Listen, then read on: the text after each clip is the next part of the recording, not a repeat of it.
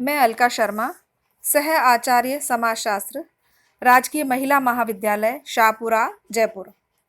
आज की क्लास में हम सामाजिक अनुसंधानों के प्रकारों की चर्चा करेंगे।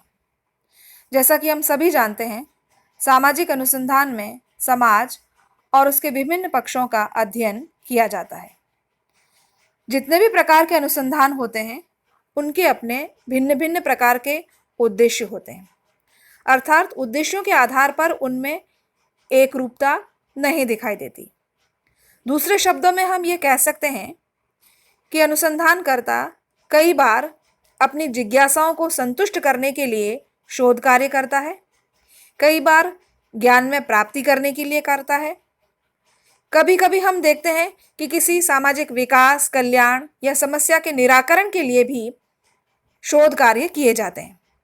तो उद्देश्यों के आधार पर इनमें भिन्नता दिखाई देती है।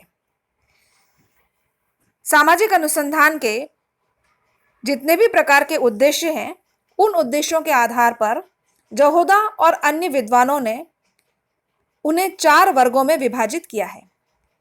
यानी जो भी शोध कार्य होंगे वो इन 4 वर्गों में सम्मिलित होंगे। सबसे पहले हम प्रथम वर्ग की चर्चा करते हैं। जहोदा और अन्य विद्वानों के अनुसार प्रथम वर्ग में वे अनुसंधान सम्मिलित होते हैं जिसमें अनुसंधानकर्ता का उद्देश्य केवल चुने गए विषय के बारे में सतही जानकारी प्राप्त करना होता है।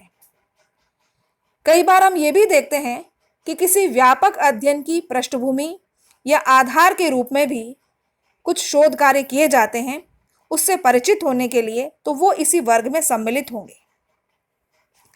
दूसरे वर्ग की चर्चा करें। दूसरे वर्ग में वे शोध कार्य आते हैं जिसमें अनुसंधानकर्ता का उद्देश्य किसी भी समूह, समुदाय या संस्था के बारे में विस्तृत जानकारी प्राप्त करना होता है। यानी वो उसके गहराई से समझना चाहता है।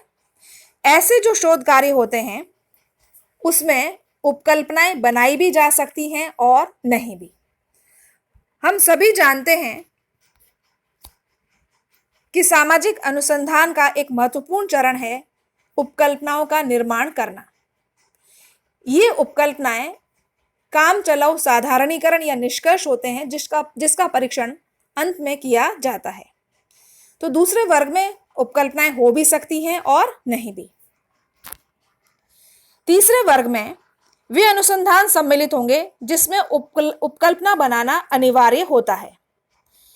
इन अनुसंधानों में अनुसंधानकर्ता का उद्देश्य किसी समूह, समुदाय या संस्था के बारे में विस्तार से जानकारी प्राप्त करना होता है। इसके साथ ही वो उसके विभिन्न चरों के बीच पारस्परिक संबंधों को वो जानने में रुचि रखता है। तो ऐसे उपकल्पना व ऐसे अनुसंधान जो होते हैं वे व्यापक होते हैं।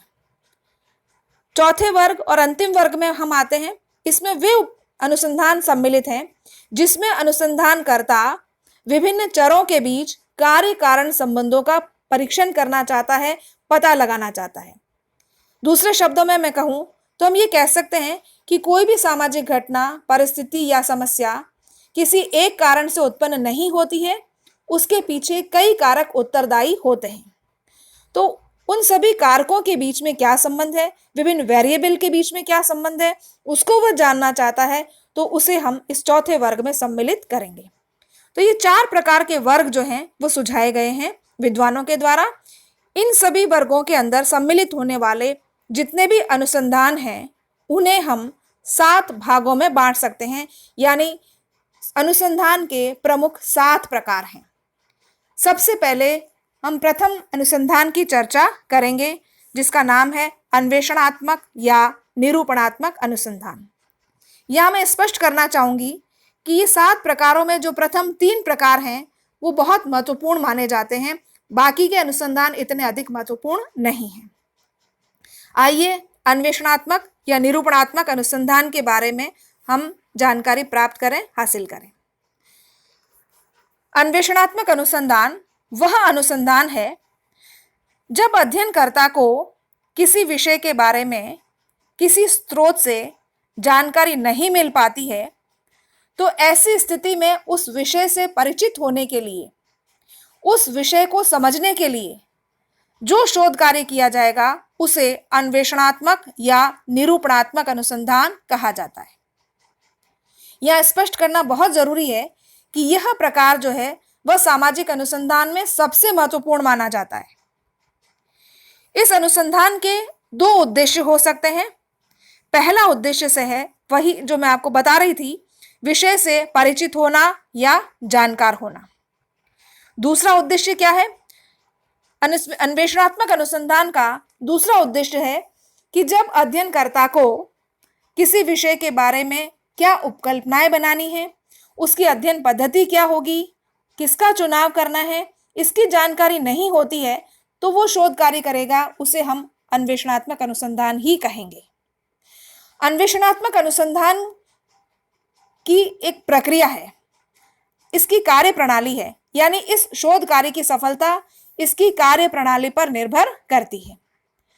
इसके चरण क्या है या कार्य प्रणाली क्या है, इसकी हम विस्तार से चर्चा करें, उसको हम कुछ बिंदुओं के रूप में जानने की कोशिश करेंगे।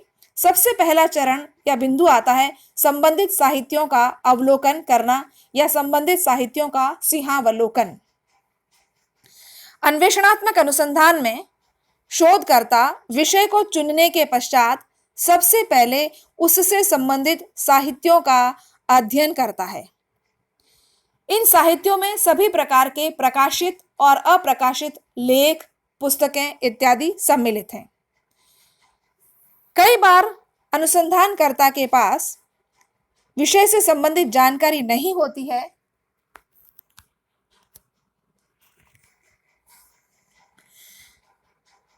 तो वह उन साहित्यों से उसके बारे में अपने ज्ञान में वृद्धि कर सकता है।